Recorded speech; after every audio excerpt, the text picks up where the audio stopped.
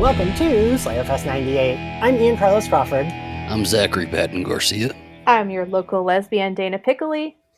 And I am Ryan Houlihan, and today we are here to discuss the season 2 premiere of Angel, Judgment. Angel. That was beautiful, Ryan. Ryan, you know, if you weren't on for this episode, I was going to ask you to do a little, like, one of your Ryan recaps of, like, Angel Season 1. To add in. He has a soul, Cordy's hot, next. Yeah. That really is summing up Season 1. And that's what you missed on Glee, baby. Okay, so we are here. We are at Season 2. I don't know. Dana, I know, Zach, I know you saw it, but Dana, I don't know if you saw I put out, like, for the new co-hosts. Mm-hmm. And at the end of the video, I'm like, I'm so excited to get to Season 2 because it's not Season 1, and Dana and Zach will finally see that the show does get good. Ian, I have to tell you something. Yes. I really liked this episode. Oh, you did? Yes. I did. See, Ryan, it's working. We will win everyone over. Even the listeners, if they don't know Angel, it will get them. And then Season 4 will slap them right on the ass. But in any event. I even really liked Angel in this, and I was very prepared to be like, okay, so this is really when it starts, right? He's not in his sweater anymore. He's got the jacket on. I'm just not going to like him. And he was very cute in this episode. He was. Oh, Zach, that makes me so happy to hear both of you fucking say that. It makes me sick. It makes me feel sick. Look at that, Ryan. We're off to a good start already. I know. So, okay, well, I guess while we're talking about it, Dana, what'd you overall think of this episode? Had you seen it before? No. Okay. I have never seen any of Angel. So last season was like my first introduction to it. And this is definitely my first. It was so dated in such a great way. Like the beepers. Oh, yes. my Oh my God. But, oh my God. I made so many notes about beepers. But it was funny. It was touching. It had a very high budget. There was jousting. We'll get to that later. But yeah, I really dug it. I got really into it. So, Zach, what did you think? Well, just about all that. You know, the episode itself was fun, but I think everybody else in it felt really comfortable. Like the story was fine, right? It wasn't doing anything like extraordinary, but it was setting up all of the right things that I remember. Of setting up hotel, everything. Everybody felt really comfortable in it. Cordelia looked hot this entire episode. Oh yeah. And every time Angel just like smirked, I was like, I hate you, son of a bitch. I don't want to fall in love with you. But I think I am. I might be. I don't know. We'll see. Yes, I feel like, Ryan, right? Like this very much is like setting the like ensemble cast tone of this season, right? Don't you think? Yes, this is a reset. This is like, there have been good episodes of Angels before this. I like to joke around, but like Room with a View is a phenomenal episode. Yeah. Nobody's arguing that. Yeah. But this is the first time when everyone has a good episode, and when everyone, besides maybe Gunn, but it's okay, he's just starting out and we don't really know him yet, and they're just finding excuses to like mash him into the world. But everyone is themselves, which is such a relief, because there are episodes where Wesley wasn't Wesley and episodes where Cordelia wasn't Cordelia. And certainly, I don't know who that guy playing Angel was, but he was not bumpy forehead enough. So I really like it. I think the effects are good. I think this is a really representative of, and while I do think this is a good episode, it's a representative of like a middle quality episode of Angel. And that's exciting because everyone likes it. So it means that like it can only go really way up from here. And I also think like, this one feels much more Los Angeles fantasy in a way that some episodes last season could have been Sacramento, could have been Toledo, we could have been in Utica. Yeah, I hear that. Yeah, Ryan, that's like a really good point, because I feel like the writers finally were like, oh, we don't need to have the side characters just doing nothing. Like, they're just like adding color. There's a lot of Cordelia making jokes about donuts, and I'm like, no, I think she would actually give a shit about this, in the first season. Yeah, and like, so Dana, I thought you were like Zach, where you had seen some episodes. Because I mean, and we'll get there, but I'm so glad that you got to have that surprise at the end. And it doesn't hurt that it guest starred Justina, I think it's Machado, Machado, who, I mean, is super duper young in this episode, but she always brings something really nice to whatever she's in. And I'm excited about the demon karaoke bar. Yes. That, first off, my first note is Lorne singing "I Will Survive." God, I miss Andy Hallett. Wasn't he so hot? Would suck on the horns. I need to do karaoke. And gosh, what show is this? I was like, we're off to a great start. If I've got all of that in one sentence or fragments. It's like, Ryan, I don't know if you'll agree, but I think Lorne is like it feels like he's like a fully formed character from the start, right? Yes. Yeah. I was like, who is this pansexual musical demon of my heart? Yep. And they like very much let him be like flamboyant. And I mean, I will say, I think there's a couple times maybe this season where they try to pretend he's like fully just straight. And it's like, come on. Yeah. Well, we all clock it. And I don't know how it goes for the rest of the season. I don't know how it goes for the rest of the season, but you don't have like Angel like pushing him up against the wall when he's not giving him answers, right? Or like, I don't know. Yeah.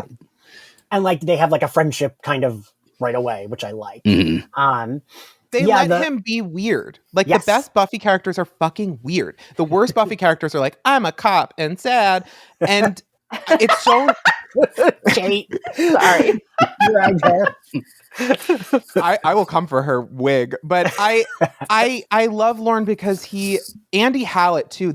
I mean, this is behind the scenes, and I'm obviously jumping the gun here, but Andy Hallett, they cast him because they were like, they met him and they saw him and they were like, and he worked on the show and they were just like, yo, this guy's fucking cool. We want to put this character, just straight up him, in the show. Yeah. Why don't we just put him in the show? And they did, and it works because he is cool. And like they let him put himself into the character, which is the best Buffy characters. That's Allison Hannigan. That's Charisma Carpenter. That's all. I mean, Giles, there's so much Anthony Stewart head, even if it isn't him in really specific ways, there's so much of his compassion and empathy and thoughtfulness in the character that it carries through. Yeah, because Andy Hallett was Joss's like assistant, and they like really wanted him on the show, which that's wild, right? To think like you're a personal assistant and everyone just likes you, so you get cast in the show you're working on, right? Didn't like, happen to me. And David Boreanaz was walking a dog. It's the story of Hollywood. True. They were like, how do you serve cunt in a demon karaoke bar? And then they were like, Lorne. Got it. Like, that's how you do it. I almost feel like he might have been, at first they were thinking of him as like a substitute for the Oracles, but he becomes so much more. Yeah. Especially because, like you said, Zach, their relationship, like Angel respects him pretty like immediately. Like Angel, like you said, he's not like trying to rough him up. He's just like, hey, let's talk about this. And he's powerful in different ways. Yeah. Yes. So then we get that, and he's like giving your little like, ooh, LA, blah, blah, blah. And we cut to Cordy. We learn that their like temporary current headquarters is her apartment. We also go to her acting class.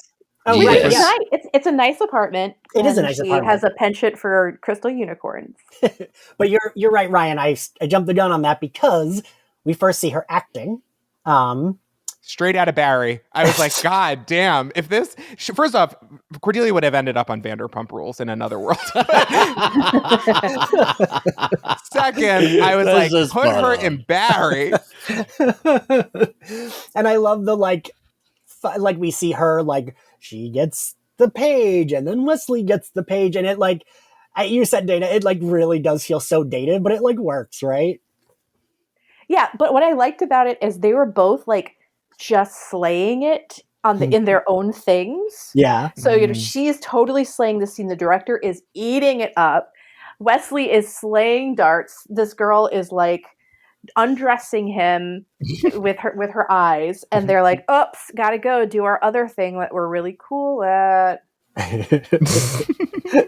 I like love that they're letting them thrive for even a moment. Yes. How do you think Charisma Carpenter plays this, right? Do you think Charisma plays it as like Cordelia's not a very good actress, or do you think she puts her entire acting bone into it? It's just the one bone, but I think she's putting it there.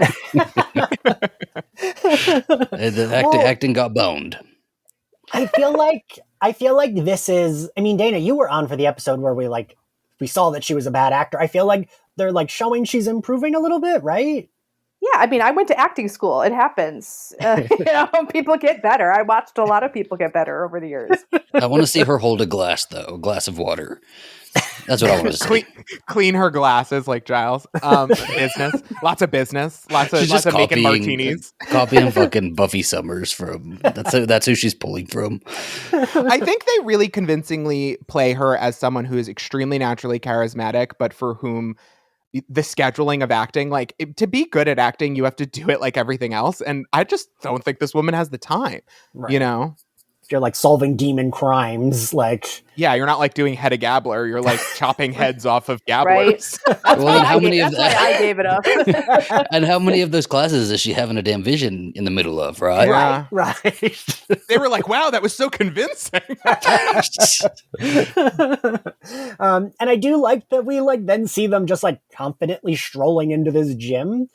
And the thing that this season immediately does, which I know then later on, I'm kind of negates what I'm about to say, but they let Cordy and Wesley be there like up front in the like missions or like saving shit.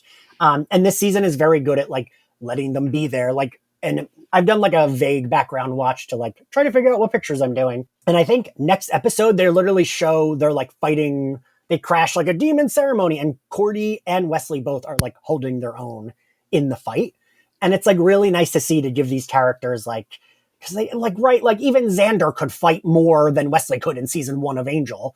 And if we're having these humans around, they have to be able to like, you just have to be able to hold your own, right? Like if you're working for Angel and fighting demons. Because then Angel's just busy saving you all the time, and he can't focus on what he has to do. Right. Worst case scenario, just go buy some potions that blow shit up and like charmed one it if you have to. Ooh, I have a charm comment in my notes later on. Oh no. So something Wiccan this way comes. Angel says something which I love. He's like, because they're like, oh, this is like a conspicuous place for demons. And Angel says that these demons love mirrors and muscles. Same? I mean, same. And they're gay men. And they're on steroids, Angel mentions, you know? Juicing. Pump party.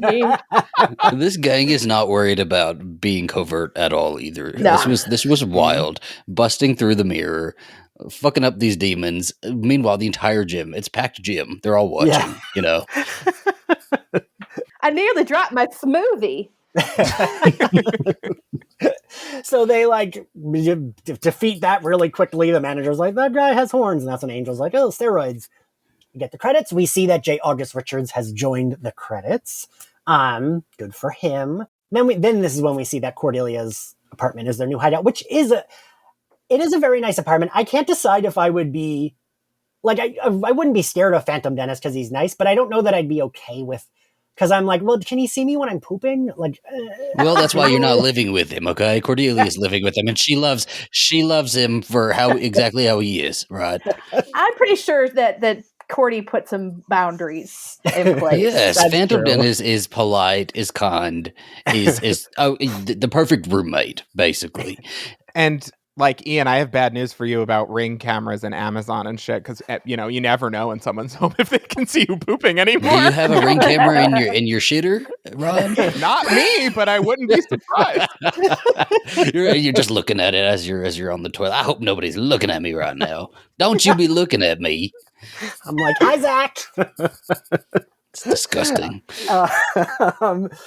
What are they discussing in the fucking apartment? I forget what they're demons. Well, Cordy starts sneezing, right, and then she has a vision, and so she sees this like super scary looking demon person thing, and she doesn't recognize the demon, so they like start going off of her description, right, and so like I get like later on we cut to this, but like then she's sketching the demon. No, Angel's sketching the demon. Oh, right, Angel, because that is consistent. He's always been a good artist. I don't think he should be drawing anymore after that.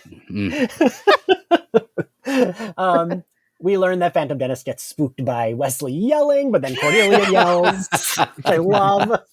I love that she defends Phantom Dennis. Yeah. What happens with Phantom Dennis? Because I know she doesn't stay in that apartment. You don't have to tell us, but she better take him with her. Figure out how to put him in like a crystal or something. We think Phantom Dennis. We think Phantom Dennis went to a really nice farm in upstate New York where he went to the same. Phantom Dennis went to the. No, Phantom Dennis goes to the same school that Marcy goes to. Yes. Phantom Dennis should. I don't know. He should have had his own title credit in the credits. But you just see like an empty alleyway or something. You see like a book flying by. Yeah, or something. Yeah, I love the Phantom Dennis shit. Also, should be a brick wall. Did you Sorry. catch what Cordelia says, that she's been watching a lot of like noir on Bravo? Yes. And you know what? You want to know why that's so weird? We were watching Vanderpump Rules last night. That's why I made that joke. And I said Shayna Shea kind of looks like Cordelia if you don't just do kind of that. No, smeared it. Stop. You're right. She does. No. And then she was like, I was watching Bravo, and I was like, honestly, she would have run, sir. Like she would have had them bitches. What is Cordelia's Bravo song? What song would she do? What would it be called? It wouldn't be Good as Gold. It would be... It has to be her own. It has to be something. Yeah. Come up with something on the fly. I am a bitch. There you go. I am the fucking devil. Is exactly a Cordelia line. So tracks. But no, Ryan are you talking? Is she the person whose name you just said? She's in season 1, right? Yes. Because I remember, like, I've only watched season 1 and half of season 2 of Vanderpump one day when I was like stoned at my friend's house. And I kept being like, that woman looks like an early season Cordelia Chase. Like, I kept saying it. And then I tweeted about it and people were like, don't do Cordelia like this. Yeah, my husband got so upset. But then I kept doing freeze frames of both shows, both the last night and today. And today he goes, fine. So that's another show I've never watched. I can't bring myself to watch something called Vanderpump Rules. Well, speaking of demons in LA, the first 2 seasons are really, really, really good, and then you have to wait 8 seasons, and then the most insane thing you have ever heard in your life happens. I know about the Sandoval thing. I don't know though. Yeah. Like those middle seasons, there's a few really good ones. Like season 6 is a ripe season. It's good. Listen, I'll take all the Doty I can get, but that's not the topic of today. Yeah. Okay. Yes. And Dana, one more thing before Ryan gets us back on track. Dana, you will appreciate this. It's the lesbian couple I'm friends with that got me to watch the Bravo shows, who also one of them was like my high school best friend. She watched Sex and the City and I watched Buffy. So it's like we like reverse the stereotypes. Oh. And like the only reason I know any part of Sex and the City is because like, when we were like 16 and like I was at her house or she was at mine, we would watch TV. And like if Sex and the City was on, I had to watch it. If Buffy was on, she had to watch it. So like that's how we both know those shows, is that it was the other one's favorite. Two kinds of slaying. Yes. We could just start talking about Vanderpump Rules season 2 episode 1. We could switch this up. That would not be an hour-long recap. There might as well be jousting in it. A sword fight of some sort. It's a rumor. So then we cut to Wolfram and Hart, and we get someone on Twitter referred to Lila and Lindsay as the Buffyverse Team Rocket from Pokemon. I think that was very accurate. Oh my god! Thank you. I was like, there was something about it, and you just put the finger on it.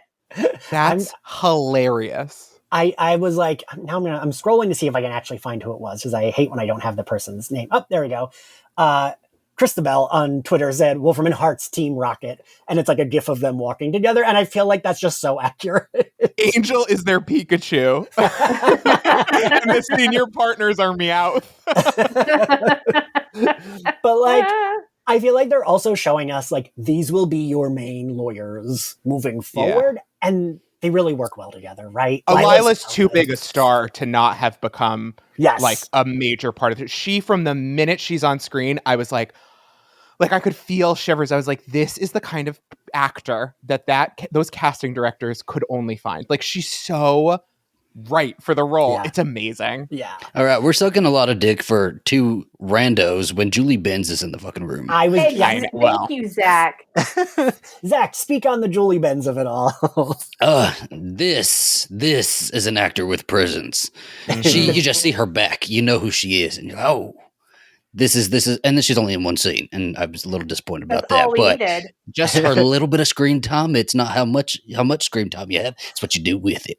Oh yeah, it was a great moment when Lila's talking to her like, it's a nice day outside, and Lindsay was like, she's not a child, she's 400 years old. I was like, oh yeah, she's really hot for 400. When she's on screen, Julie Benz it just feels like she's just chewing her lines. Yes. You know, like she's really, you know, to be filmed. Oh, so good.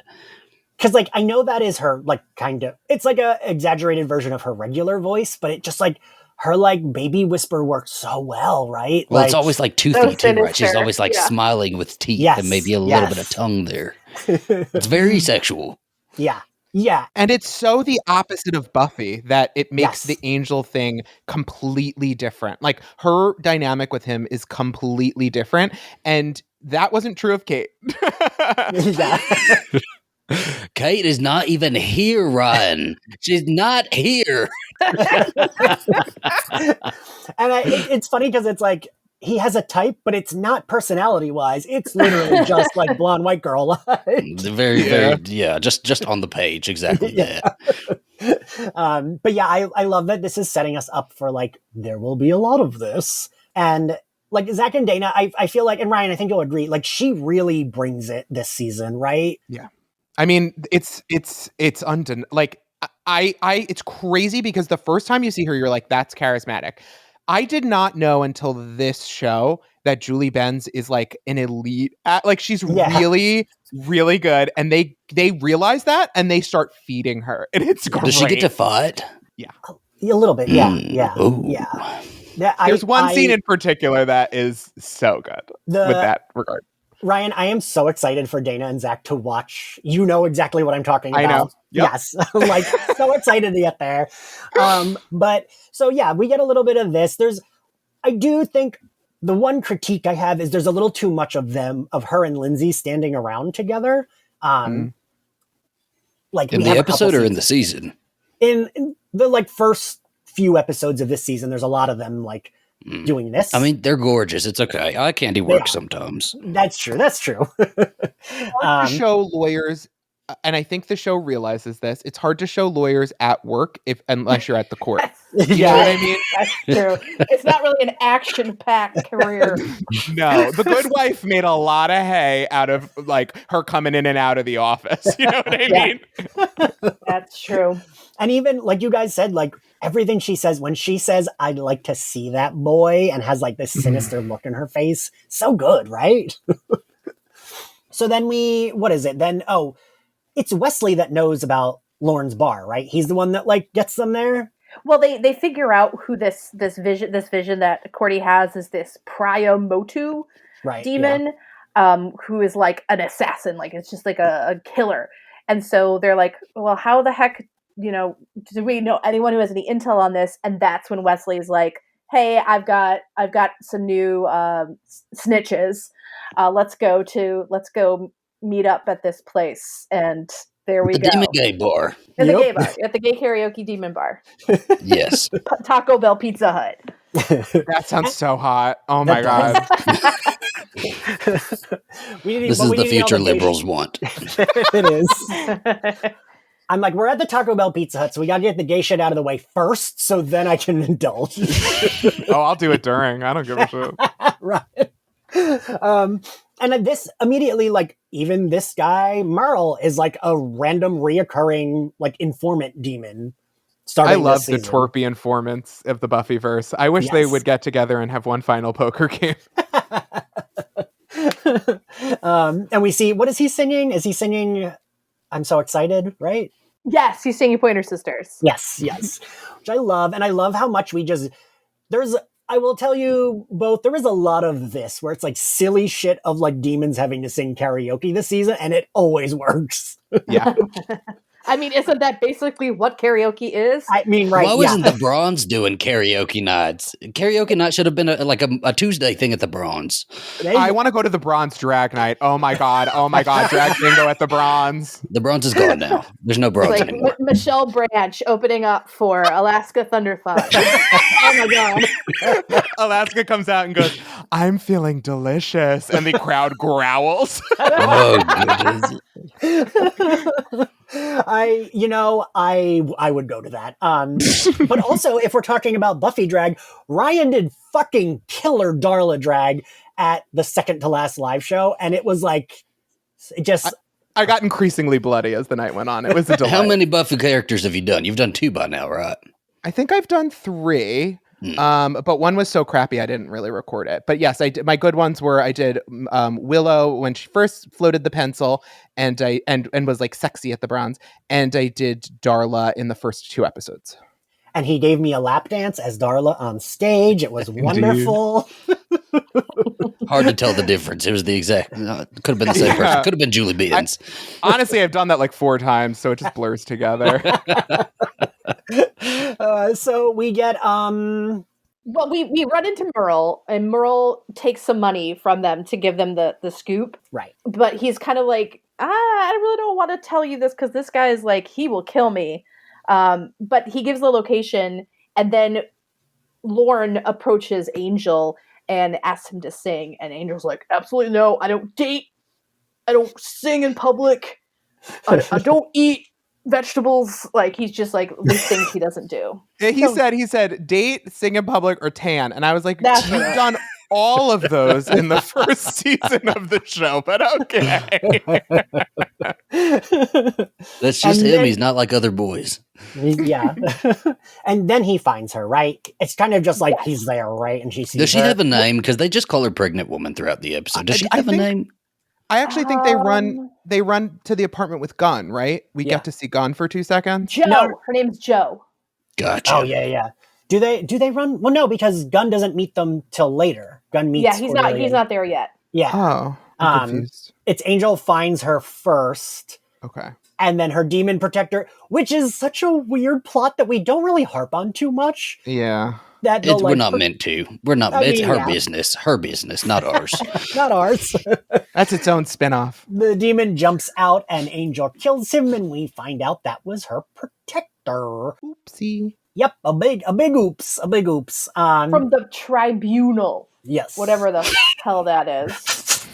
This episode does have a lot of that, where it's like nonsense fantasy words, where it's like, yeah, sure, there's a protector. Well, also, a ask a question, right? Ask a follow-up. Protector from what? What are we protecting from?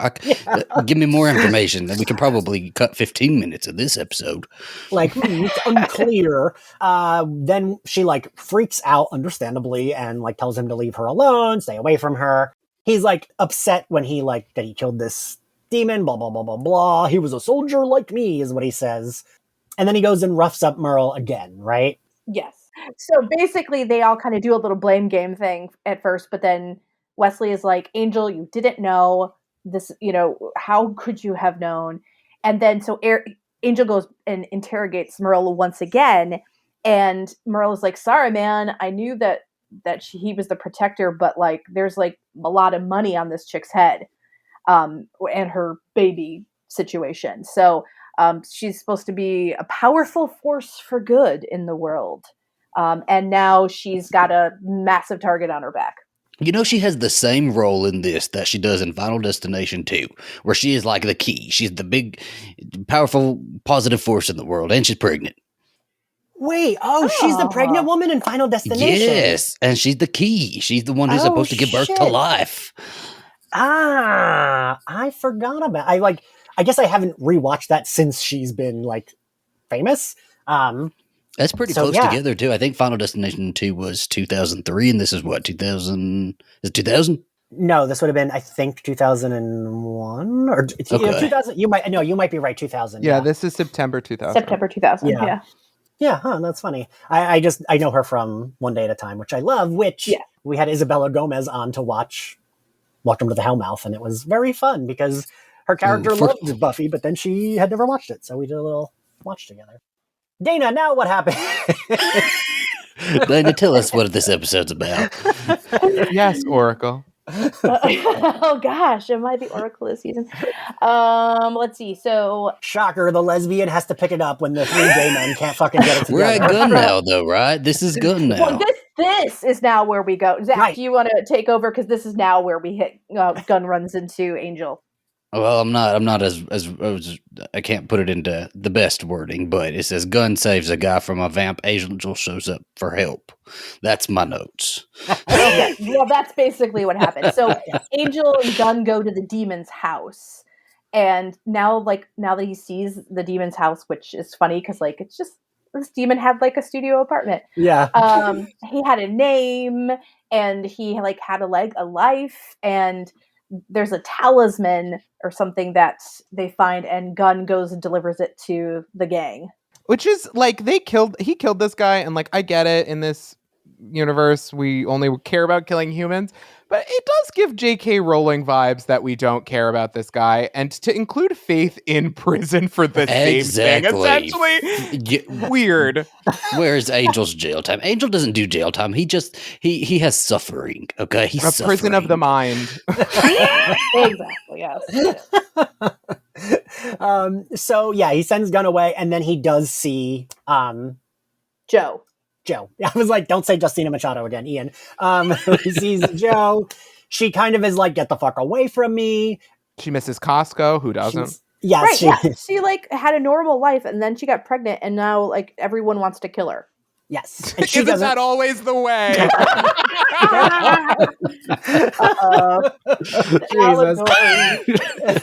Jesus. So she basically just wants Angel to get the fuck away from her. She talks about the little thing that he gives Gun to bring. The talisman, yeah. Talisman, yeah. And he's like, I know where it is. And this is where they let him, moments like this where they let him be a little charming when he's kind of stammering, and he's like, well, I know where that is. Well, it's not here right now. I could bring you to where it is. And he's awkwardly stumbling through, I'm charmed by that. And gives her his card. Oh, Ian, you're so easy. I sure am. The suburbs of New Jersey will do that to you. The dry desert. She goes to leave. A demon pops out. Angel saves her. And then we cut back to Cordelia's apartment. I can't decide if I really hate this or it's accurate to Wesley and Cordelia being awkward, uptight white people. But they're not looking through a peephole or anything. They just hear Gun at the door, and they're like, oh, I laughed. What if it's a demon with a gun? That was a good line. No. I mean, once he comes in, they're awkward about it. Oh, okay. Yeah. There's a couple people doing that because the guy who Gun saves from the vampire does that too. Yeah. I think it's honestly the most honest. Great. So I'm a writer. I think it's the most honest that these writers are about race in most of this show. And I have to say, the Gun stuff, there is one episode in particular that is so horrible and egregious and racist. And I do think that if they had just stated their uncomfortability up front, it could have been sort of dynamic and open to conversation and progressed a little faster than it does. Yeah. And I think this is the closest we sort of get to reflecting the actual realities of LA in the year 2000. But I also understand that they don't have time to service it. So would it have been better to maybe just cut it if you can't do it justice? I'm not Black and I can't answer that question, but I do think it's notable and really worth highlighting in this episode because it's one of the first in which Gun is part of the group. Yeah, you know what? You've sold me that. Yes, it's an accurate portrayal. And I do like that he fucks with them when he's like, well, I've seen you both sleeping. When you were in the hospital, I was protecting you. Then we go back to Angel, and he's bringing Joe above ground. And Ryan, where do they end up? Then they end up at the hotel. Yes, we get our first glimpse. It is, she's a looker. She's an icon. She's a legend. And are we going to get there pretty quick after this? Yep. Mm-hmm. I think it's. Oh wait, is that the new headquarters or something? Yeah, it's the magic box, but empty. every room, like you open a room, it's like an escape room. Like every room has the weirdest shit going on inside of it. Oh, there's a ghost in this room. Oh, there's a goat in the other room, and there's the devil in this room. Here's a portal to hell. This is just you just open this door and you're on the street. Like it's just the best hotel. So it's like my freshman dorm. Yes. Everybody's fucking in random corners. It's amazing. Everybody except for Angel. So I really like, it's weird. I was talking about this. I did a Patreon watch along with Bradley Stern of the first episode of season 5, because he was just getting to that. And he's going through it for the first time. And I was saying how the season 5 season 5 is when they get a new set. This hotel is their set until season 5. But I was saying how the season 5 set looked bigger and more expensive, but I feel like this, I'm incorrect. This set is also both of them are bigger and expensive than any of the Buffy sets. Oh yeah. It's right? Obvious there's so much more money spent on this season of Angel already. Which the WB was like, fix it. Fix it. But Ryan, you've worked in TV. Why would Angel get more money than Buffy, though, right? I don't even know if that even needs to be a Ryan question. I think the answer is staring you right in the face, Ian. Yeah, I think it kind of comes down to just Angel had a problem in the first season and they needed some solutions. And one of those things that was going to make it easier was they need a place to go that, first off, people like being in. Second, opens up a ton of different stories. And third, Angel didn't have a signature thing. The library worked. The magic box worked. Giles' apartment didn't work. And they had to end that shit fast, because when it's not working, you need central perk for a show like this that's episodic. You need home. And I do think that this set, maybe, I don't know if it was more expensive or not than the final one, but it's more custom. The final one, I think I could have put together, even though it's very pretty. I think it's very different, and I'm not going to spoil anything, but it's very different. And I think this one is so specific that it gives the show an identity. Yeah. Is that what you were going? Is that what you meant, Dana, or am I missing something? I was just going to say the patriarchy. Yeah, I think that's what Dana was getting at. I mean, Ryan, yours makes perfect sense, but also the patriarchy. That makes more sense. I could see, and I could especially see Joss being like, well, this is our hero, and now she's our damsel. And it's like, wait, what? Yeah, so we get our first glimpse of the hotel, and I do like that they sprinkle it in, right? And it's because Ryan, remind me, does he recognize where he is right now? No, we don't get any acknowledgement of him having any interest in any hotels ever. But I think similar to the Magic Box, it's nice because it when we do get there and we get to the more hotel-centric episodes, it doesn't feel like a right turn. It feels like a natural part of the world, which is always the best part of Buffyverse. Yeah. And the Buffyverse is very good at that, right? Making you kind of comfortable in the thing they're easing you into that is going to be there for a while. We all know about this theoretical universe with no shrimp from 4 mentions over the course of several seasons on 2 shows. That's awesome. Yeah. So he is attacked by some demons. He fights them. He sends Joe to go to Cordy's. After he defeats the demons in the hotel, he goes to Cordy's. She is not there. He needs to put an air tag on that girl, by the way. I know. I kept thinking, just call her. And I was like, all right, they don't have cell phones. But the weird part is cell phones were a thing by now. Cordelia had a cell phone in season 1 of Buffy. Probably the best investment they could make financially. And I get it. Most of these people are broke. But babe, are you that broke? You guys buy mace. This is like a physical metal mace, not even talking pepper spray. You gotta get a phone. That's true. That medieval mace. that would be fucking expensive. I remember doing my book trailer just to rent a prop gun was $800, and I was like, oh, never mind. I wanted a prop gun and a prop knife, and that shit was too expensive, so I bought plastic ones. That's crazy. They're $70 on eBay.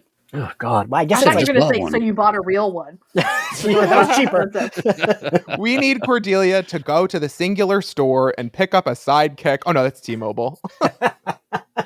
But so this is a moment that we get a Cordy and Angel moment that I really do love. And I think this is one of the things that they did well in season 1, but didn't do enough of.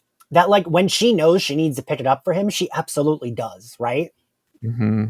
It makes me a little bitter because I do like all of these moments and I really like seeing them bond and I'm looking forward to all of these moments. But then I remember that you told me that they don't actually become a thing.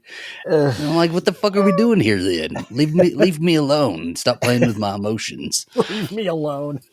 It's nice to see a woman understand Angel that isn't sexually focused or charged, at least for a really long time. Yeah. But it is really like blue balling me over here. Like, Yeah. I mean, it would be even better to see a woman over 40 understand Angel, maybe. I don't know. Yeah, well, that, Joyce had that with Spike, and that was all we were going to get, That was it. Women over 40 don't exist, you guys. Come on. We become invisible as soon as the clock strikes midnight. Call Meryl Streep. That's the only one we know of, right? That's the only one who made it over 40. I think one woman was over 40, but then she ripped her head off and she was a snake monster in a double beat palace. So, maybe it's better we didn't see too many. So yeah, I wrote it down. She says something really sweet to him, and she's like, I'll be with you until you do.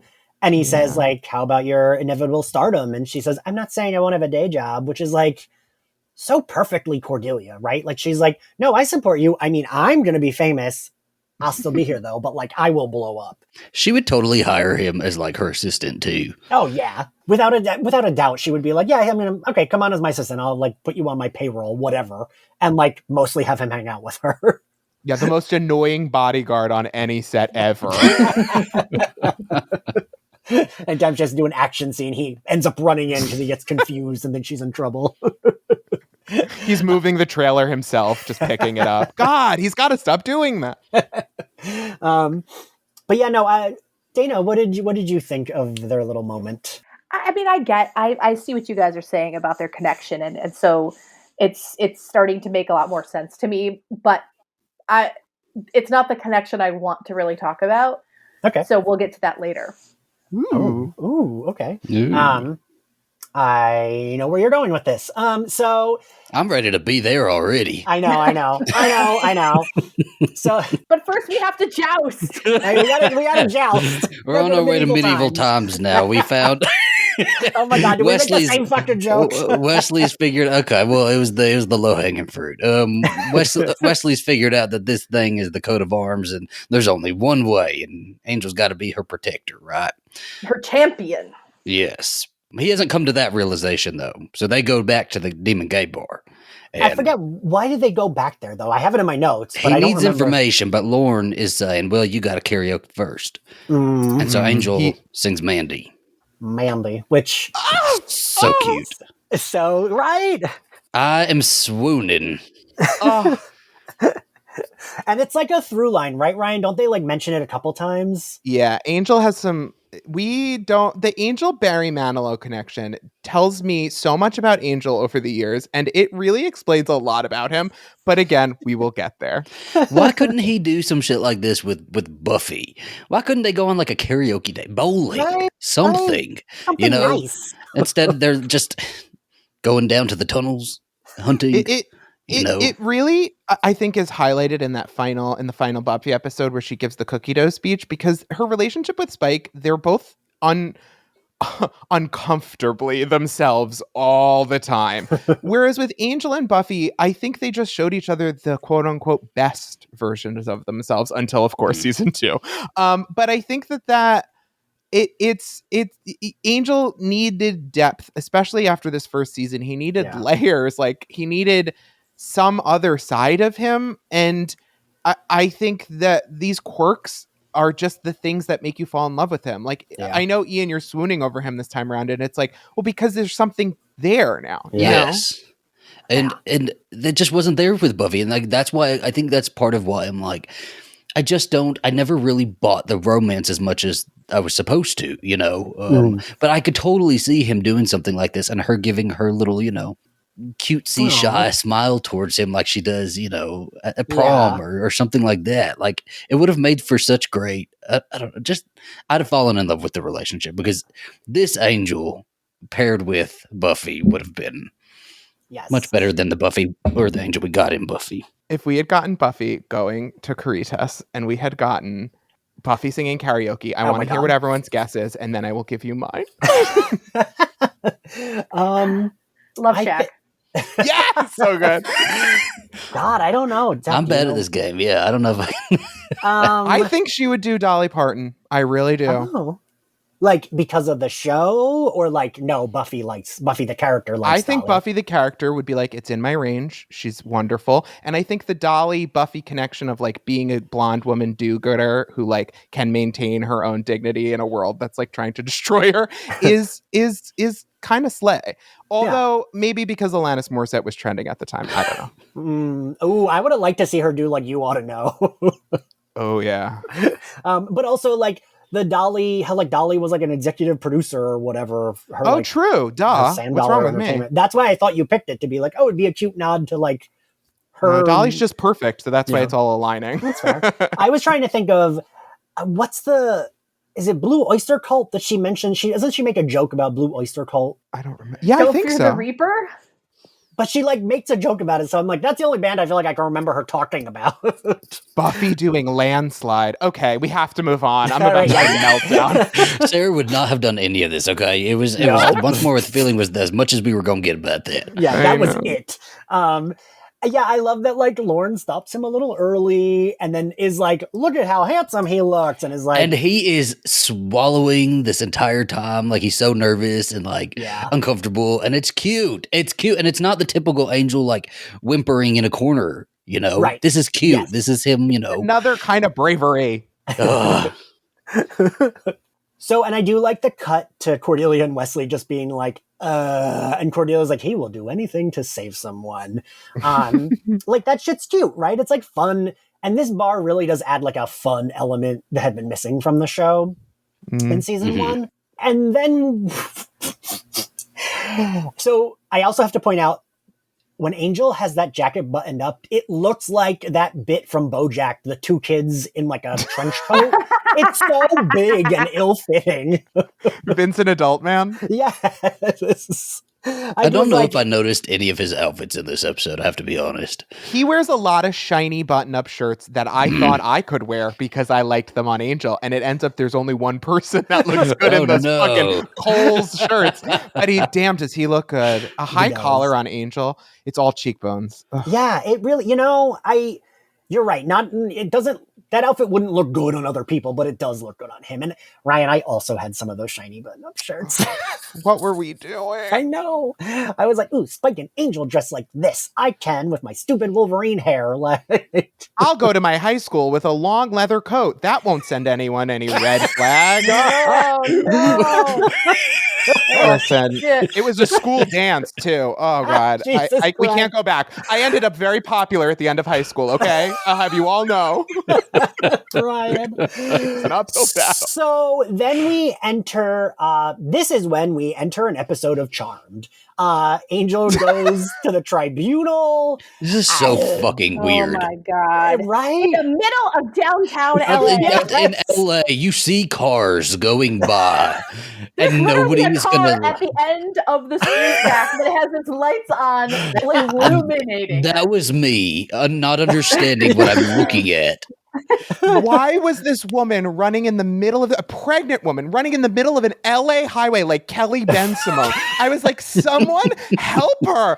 Like, I don't expect the LAPD to step in, but could SAG-AFTRA? She's a mom on a mission. It's weird because it's Charmed with a little bit more of a budget, right? It definitely is more of a budget. Yeah, who doesn't? True. But like, it's just so fucking weird. Like, he gets on that horse and it's like, what show am I watching? Where did this horse come from? Like, but the tribunal effects when they like elevated in, I was like, more of this. This is kind of cool. Yeah. It was a little Bill and Ted's Excellent Adventure. Yes. Don't do that. I like, it's weird because this and then the end that we will get to are the two things I remember from this episode. And this is not because I think it's great. It's just like fucking weird. Weird. Yeah, I will say Boreanaz looked pretty cool on that horse. That was him. I mean, not all of it, but like he's going fast with that jousting stick on that horse. He looks pretty cool. I feel like he had to have known how to ride a horse, right? Because I don't think they give them much time to learn shit when they're filming seasons. I would love to ride a horse with David Boreanaz. Calm down. You're gonna get SEAL Team 6 David Boreanaz is what you're gonna I'm gonna go to horny jail with me and Lorne in horny jail. Yeah, you and Lorne both. And I don't know, do we have anything to say about the fight other than it's weird? He wins. I mean, he gets knocked off. He gets a good shot in first, and then he gets knocked off, and then he gets stabbed through the guts. But he's immortal, so wah, wah, yep. Joke's on you. Imagine both of them just kept stabbing each other and getting up. Doesn't he behet the guy? Yeah, he beheads him. Yeah, nice. And then the tribunal just kind of like goes away, right? They're it's like, okay, see ya. Well, they're like, we'll protect her until she comes of age. What the fuck does that mean? We don't know. It only went to season 5. We'll never know. It does not matter. I like that Angel set up a calendar appointment and he was like, all right, well, I will see you September 2018. Have a great summer. 10 years, guys. Wait a minute. What if the baby was Elena from One Day at a Time? Yeah, that's right. The age would be perfect. This is too much weird. Calm down, everybody. Calm down. Oh my God, the baby gets Elena from One Day at a Time. Wow. They do say that Angels or Wesley says one soul at a time, and I was like, oh, one day at a time. You're right. What did Dolly Parton know, and when did she know it? Dolly didn't watch Angel. Yeah, she didn't watch Angel. She was true. Like, Buffy's a cute show. What's Angel? She said, I don't watch men. Click. So then, he wins, and they kind of say goodbye, right? Yeah, he's like, high five. He's like, see you bye, later. thanks for saving me. I'll never see you again. Yep. And then we never do. And then we never do. And then they get rid of the whiteboard because it is one soul at a time. But let's go take a visit to someone. Let's Angel smiles right before this visit. Yes, and I want to just point out the smile that made me float into the air, Yes. So it's right. And that's what I love is Wesley says, we're not running a race. We're doing a job one soul at a time. And Angel then immediately is like, I have something I need to do. And like, fuck, I love this scene so much. And it's not the weird, like, laughing he does when he's trying to play Angel as, like, having a little bit of fun. Yeah. This was, like, a genuine smile, which made it really cute. But then they go to jail. He was just excited to go see Eliza. Yeah. Who wouldn't be, right? Gosh, this fucking scene. I did not know about that this scene even existed. I did not know that she cameoed in this. I thought I had seen every Eliza Dushku scene in the Buffyverse, and clearly I have not. I got chills all over my body. Yeah, it's such a good scene. And Zach and Dana, both of you, this is why I wanted you both on for this, because I was pretty sure you both didn't know. Like, I was pretty sure from what Zach had said to me about something. I like don't remember, but early on in season 1, I was like, "Ooh, I got to make sure he's on for the premiere because I want him to see this," because I knew you would love this, Zach. And this is like I often forget this is here, just because it is weirdly placed, but it works, right? And like, man, they have such good chemistry.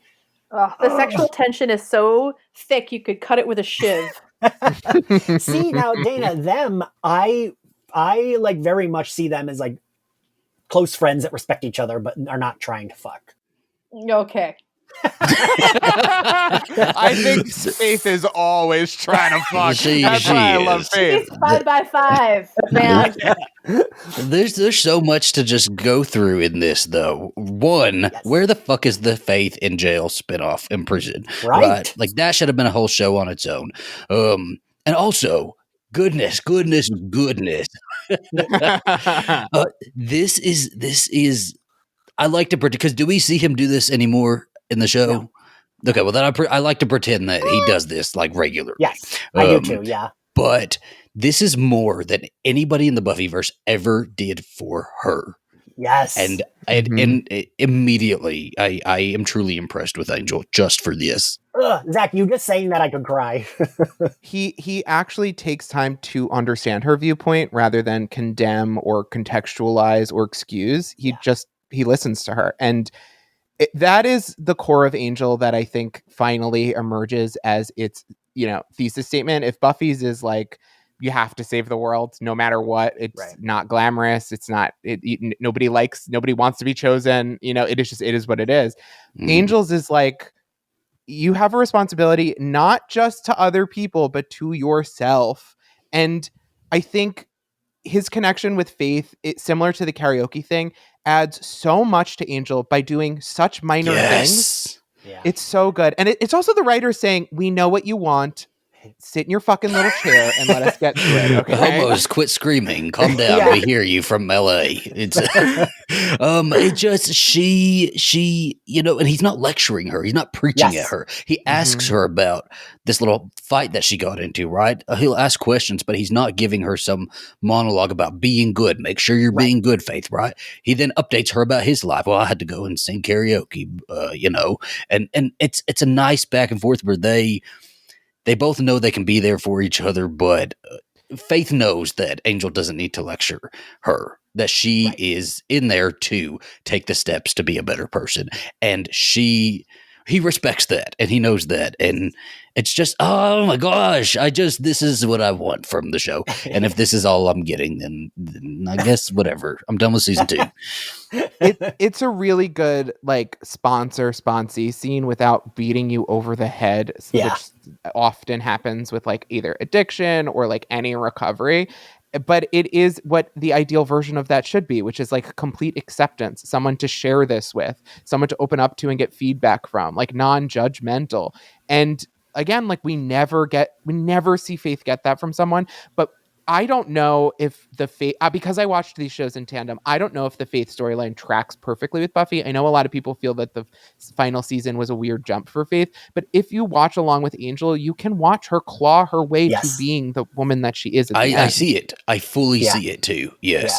Yeah. And I always have thought, in reference to Angel being the only one to do this for Faith in the Buffyverse, he is the one who should have done it too, right? I put none of that responsibility on Buffy. Buffy did not owe Faith anything. Faith did a lot of damage to Buffy's life. Buffy deserved to step back and let Faith serve her sentence, right? But as somebody who's trying to help people and trying to be a mentor, live up to what you're wanting to do.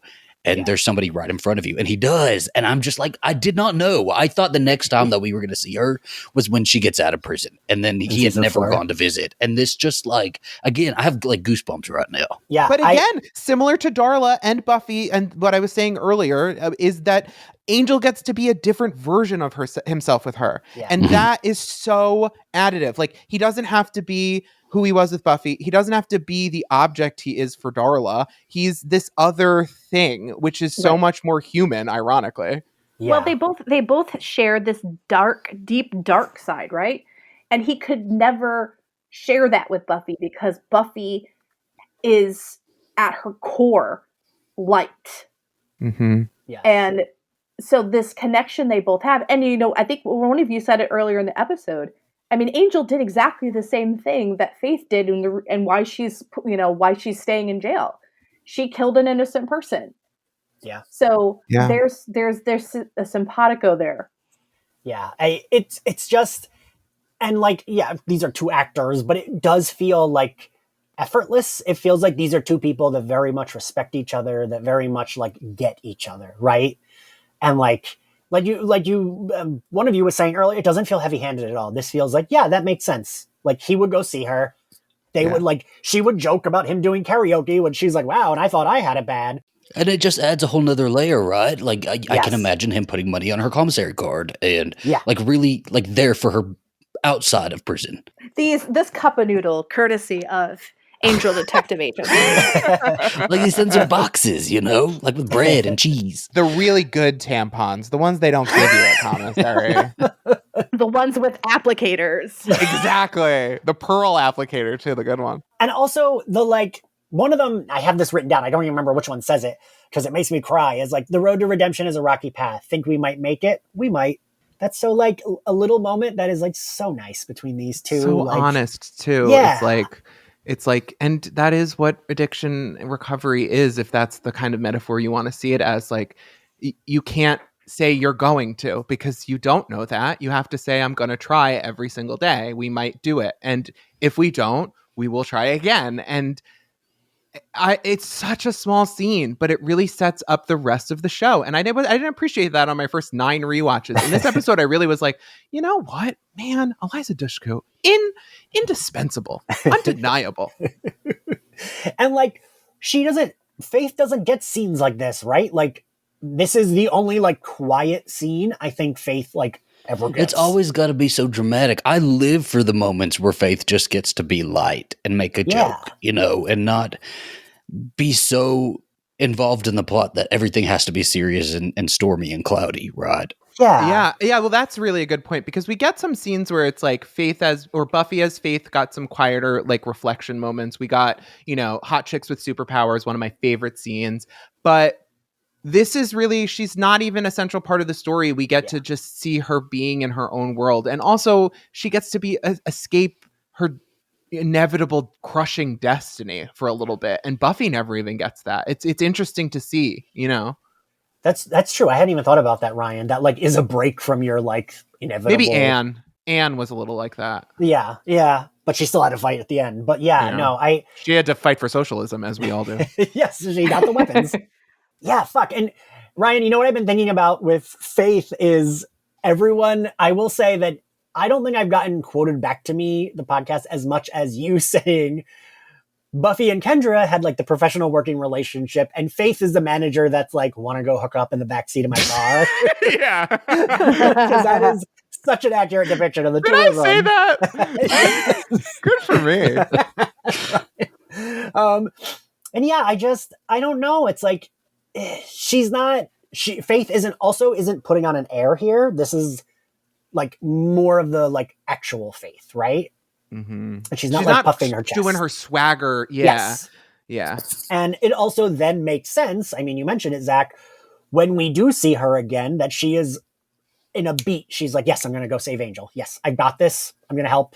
And doesn't like think twice about it at all. And it's because Angel has paid her this respect. And I think you're right. I do think, in my mind, he has gone to visit her a few times. Like, this isn't the first time. This isn't the last. We only see it on screen this time, but it feels like this is a thing he does. Gosh, and because I've seen when she comes back, and it just adds, I need to go watch those episodes again, because it adds such like a whole other layer to this, where I always thought when she shows back up in the show, everybody's just on edge all the time. And I just thought that's what the thing that happens. And now I need to go rewatch their interaction when she gets back. Yeah. I buy that they see each other as maybe their only family member. And even though they have lots of sexual tension, I do believe that they see each other with the kind of comfort that you see someone who just understands you in like a way that you only understand someone when like you just been through it, trauma bonding, I guess it's called. Yeah. Like our girls, Gail and Sydney. Yeah. Yep. Yeah. Dana, did you know that, you didn't know that she appeared here, right? Not in this episode, but I mean, I knew that there was crossover with Faith. Right, yeah. I'm like so happy that scene landed the way I wanted it to land for both of you, and like it was a surprise. Faith is my girl. We did not get near enough Faith in the Buffyverse. It's truly a crime. I have something to say, and I have been meaning to say it. You could do Faith the Vampire Slayer today with her at this age. Absolutely. Don't even get me started. Yes. Stick her in Boston. Put her in Louisiana. No, put her in Paris, in the Paris catacombs. Yeah. Bonjour, Faith. Yeah, I like it.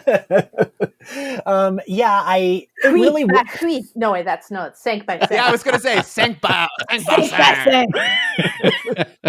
Duolingo over here. You can fool me, Zach. I don't know French.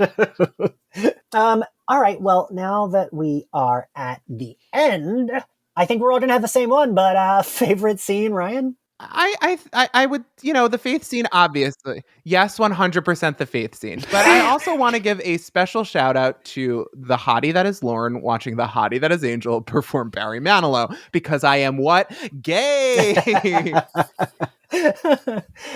Favorite scene, Dana? I'm going to go ahead and say I love the bait and switch of Lorne starting with the microphone and we think he's going to be this sinister thing, and it's actually like introduces this whole different side of Angel, the show. So I'm going to say that. Zach? Obviously, ours was obviously the faith scene. Scenes like this, moments like this, make me wish I just had an hour-long episode of them just doing this, you know? Yeah. It's so exceptional that's why I felt the need to mention something else, because it's like, well, yes, obviously I love that. It's like when we did Becoming, and it's like, yeah, of course the coat. Like, yes, whatever. I'm simple. I will pick the scene. I'll do it. Listen, I told you, it's both our answers. Zach. Someone had to. Yeah. Favorite, I know this one wasn't a big one for these, but favorite outfit, Dana? I'm going to give it to Lorne for his white blazer and purple button down with a matching hanky. Yes. So I thought he looked slick. Ryan? I liked Cordelia just wearing that scarf in the acting class, just a scarf around her boobs, because first off, thanks. I'm gay, but thanks. Second, 2 women in the world could wear that, and it's good for the designer that she took the time to go buy it, you know? Zach? Faith's prison outfit. You know, I think her hair looks really good there. I'm going to go with the hair. That's, you know what? There you go. Can we count that? Is that allowed? Yeah, sure. Okay, yeah. the hair, because her hair did look It's like really she good. produces K-18. Yeah, like I feel like her and Cordelia, like their hair is just like so thick and gorgeous that it, even when it's like quote unquote distressed prisoner, it still looks fucking beautiful. We love a distressed hairstyle. That's always the best. I actually have Lorne's white suit because I do like the white suit. I think the white and like the green color of his skin work really well together with the purple. But also I gotta point out, I do like, no, I know I ragged on it already, but I do like Angel branching out with a color for his shirt. The like dark purpley, light purpley, whatever you Cordelia call that color. bought him that. Oh yeah, for sure. Because he wears shirts like that a lot more moving forward. Like he'll wear Angel like in the Pride collection. Nobody picked Pregnant Lady Brought Joe's to you by outfit. Kohl's. Pregnant Lady Joe's outfit was not that good, Zach. Oh my I wish it gosh. was, though. She went through it. She just really went through it, and still nobody picked her outfit. She got that from the Costco. I'll tell you what, that fetus was dressed great in Justine Machado. Yeah. What grade do we give the episode, Ryan? I will give it a solid B, and that is not to be mean. It's just in the scale of Angel episodes, there are some real nuclear amazing moments. So I will say a solid B, but I like it a lot. All right. Dana? I'm going to give it a B plus because it was probably my favorite so far. But I'm from what you all have said, there's much more to be had. So I don't want to, throw it out there too hard right yet. Fair enough. Zach? I think I'll go with Ryan and say a solid B. The story was just a little math for me. Yeah, I'm going with a B as well because the story was mad, but that's saying a lot for the episode, right? That we're saying, the story wasn't that great, but it was well because everybody in it was great. They gave a sense of this is the gang. They brought Gunn into the gang finally. I've been waiting on that. They showed the hotel. They showed Darla and Faith. Like it all comes from all of that. That's true, yeah.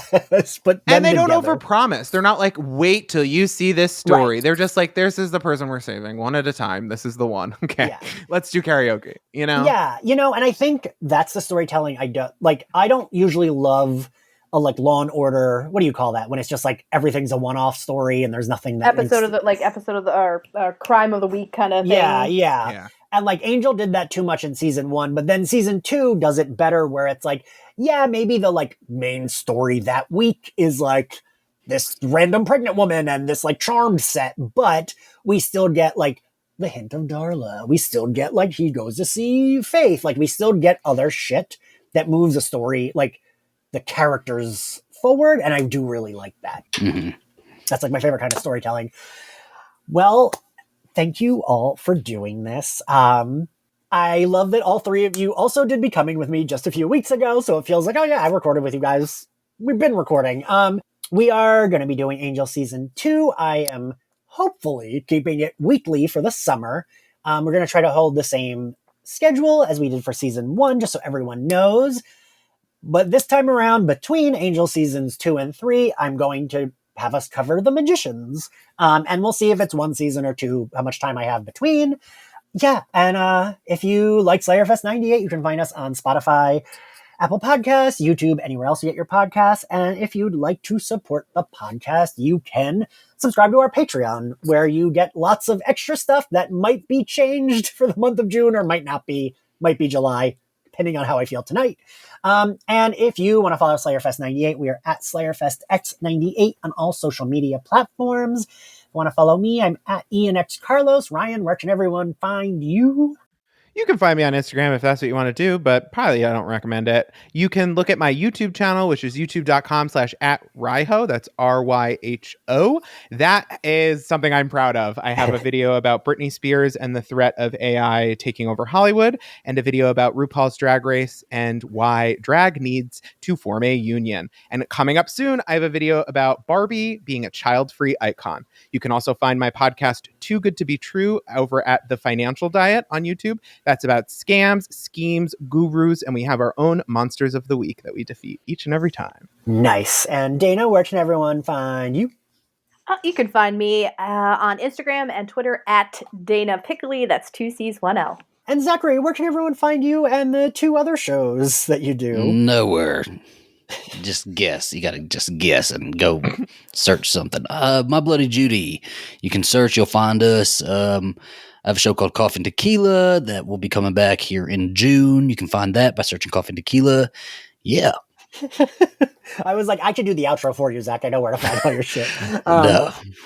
Oh, and I just at the Patreon Zoom I did before this, Jared Draper, hello Jared, informed me that you put up a new video that's from my birthday. So if you want to see me and Zach very drunk. Well, I have another cut for that I'm going to send to you specifically, because it's the one I put out is more couple focused, but I have a cut for you that is very Ian focused. So I'll send you that.